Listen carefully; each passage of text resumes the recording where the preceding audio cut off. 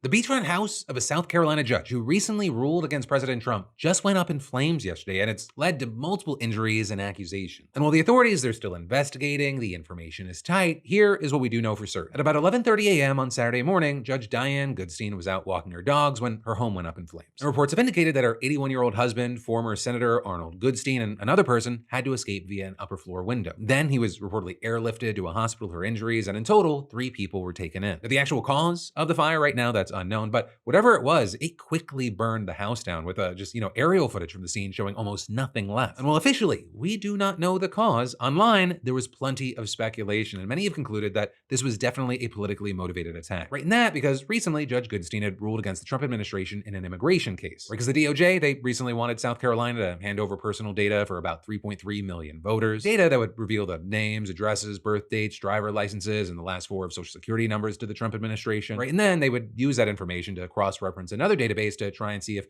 any undocumented people were unlawfully allowed to cast votes in state elections. And following a ruling to block that move early last month, her family reportedly received multiple death threats. So also, I'll say, ultimately her ruling didn't matter as the state Supreme Court overturned her decision. As you can imagine, with how high political tensions are right now and the string of attacks and assassinations we've seen on political figures, to some, her house burning, it just seemed like too much of a coincidence. And to it a lot, including politicians speculating about the motivations behind the alleged arson. Right, you had New York Congressman Daniel Goldman writing on X yesterday. Trump, Stephen Miller, and MAGA world have been doxing and threatening judges who rule against Trump, including Judge Goodstein. And adding, today, someone committed arson on the judge's home, severely injuring her husband and son. Will Trump speak out against the extreme right that did this? However, at the time he wrote that, there wasn't a confirmed suspect or motive, just heavily assumed given the circumstances, which then resulted in Stephen Miller writing, "You are vile, deeply warped and vile. While the Trump administration has launched the first ever government-wide effort to combat and prosecute illegal doxing, sinister threats, and political violence, you continue to push despicable lies, demented smears, malicious defamation, and foment unrest. Despicable." With him then going on to try to flip the situation, saying, "Meanwhile, the Democrat AG nominee in Virginia is fantasizing about murdering his opponents, and a Biden federal judge is showing radical leniency to a monster who tried to assassinate a Supreme Court justice. While you post your libelous madness, we will keep focused on delivering public safety and fighting domestic terror." But then you had Goldman pushing back, saying that Miller didn't actually answer his question, and he once again asked, "Do you condemn all political violence or only that against your supporters?" But again, I want to stress, at least as of recording right now,